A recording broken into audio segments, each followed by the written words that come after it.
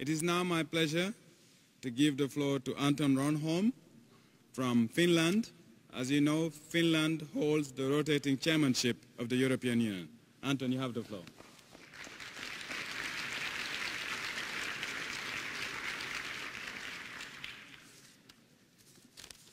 Chairperson, Your Excellencies, chers collègues, dear friends. It will be hard to override the energy and the passion of the previous speakers, especially Barbara, but I still will say a few words about the challenges that we face in adopting the Millennium Development Goals. But first and foremost, I want to speak to you about values. The European Youth Leadership Summit adopted its declaration in Vienna earlier this year.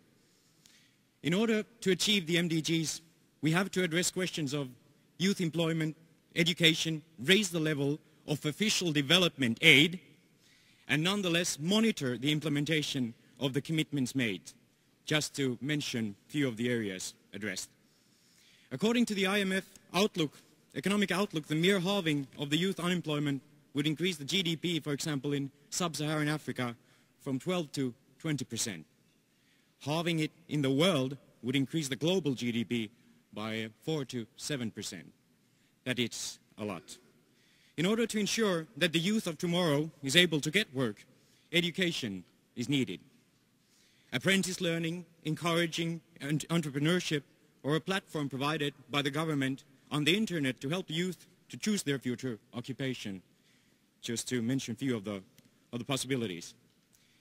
In any case, the transition period after school is essential, as it can lead to permanent work or permanent unemployment. We should take special care of immigrant youth, educate our teachers, offer a school dinner, both to encourage school participation and to teach the children a healthy lifestyle. Education correlates strongly with future prospects of work and should be considered as a priority number one. As a UNFPA report, moving young states, countries with aging populations benefit from young migrants. If youth is defined as people up to 29 years of age, they make half of the migrants in the world. In other words, half of the 191 million people moving in 2005. The issue of international migration and its linkage to development is a central concern. Sufficient and accessible legal channels for the migration of women and youth need to be ensured to avoid them being pushed into more risky illegal channels. We need increased attention to the elimination of violence and human trafficking. I feel very proud to be given the possibility to address this assembly today. Last time I provided a speech from this very podium was last year as the youth representative of Finland to the 60th United Nations General Assembly. Does your country have a youth representative?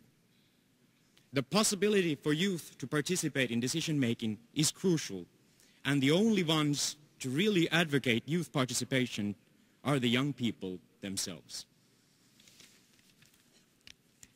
Dear friends, gender equality, as well as women's empowerment more generally, is an essential prerequisite for achieving the Millennium Development Goals and peace and security in the world.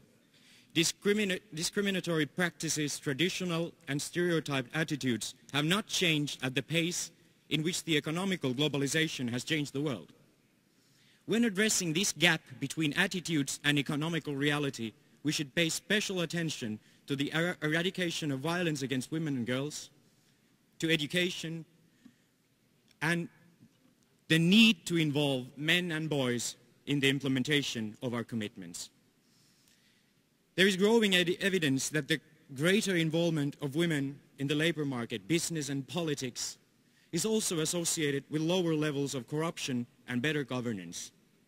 Promotion of women's participation in all levels of decision-making, especially in economic decision-making, should be seen as a key issue for the improvement of global democracy.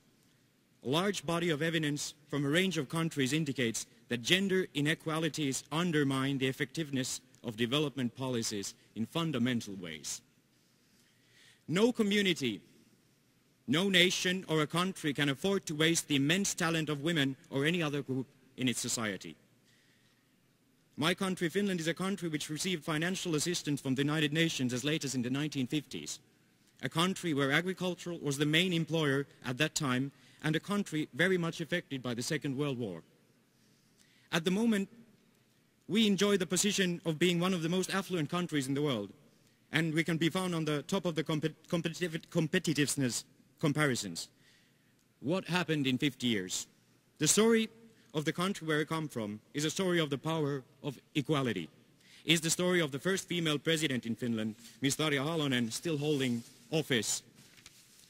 Grew up in modest surroundings, but was offered the chance to educate herself, to become a lawyer, a mother, a minister for foreign affairs, and the first female president in Finland. Societies discriminating their members on the basis of gender, ethnicity, social status, religion, sexuality, age, pay a significant price in terms of higher poverty, lower quality of life, and slower economic growth and development.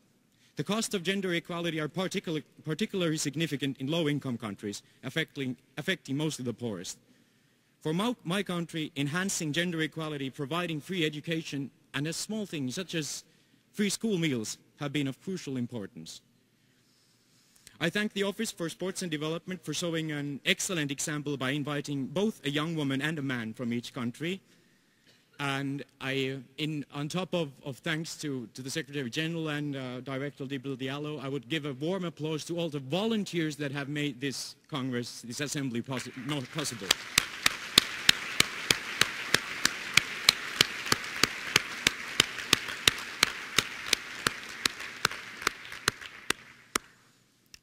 Set on values, new values with a crystal clear view on more equality are needed.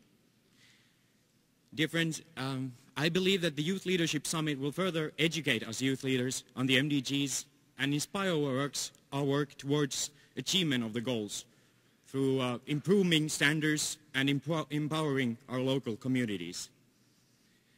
We will build an international partnership working together with governments, NGOs, and the private sector. This summit also builds upon the efforts and progress made by the previous regional youth leadership summits. We have not forgotten that developing voluntary sports in the grassroots level and promoting sports to enhance healthier lifestyles is extremely important. We haven't forgotten the role of sports in conflict prevention and promoting peace. Learning the positive values through sport has a long-lasting impact on young and older people. Values like fair play are most important in our pursuit to achieve the Millennium Development Goals. I personally feel that the corrosion of character, a definition illustrating the lack of mutual assistance, solidarity, or lasting values in a society, is the only real threat to the achievement of the Millennium Development Goals. If there is will, there is a way to overcome the economic obstacles. Values act as guidelines. No one in our societies can claim that the culture that shapes our values and the world would be the property of only some of us. That the values would be the property of only the ones who enjoy the political power at the moment, and that those values could be sculpted just to maintain the political status quo. In a genuinely free society, and I'm not referring to the neoliberal freedom to succeed or to starve, but to the genuine freedom to live and prosper as a human being, in a genuinely free world, values belong to no one and to everyone. Values like equality in its different forms are ours to cherish and to implement. The Millennium Development Goals are at reach, I say to you. The world needs new values, and we are here to take them with us home for implementation in our societies and countries. Thank you for your time.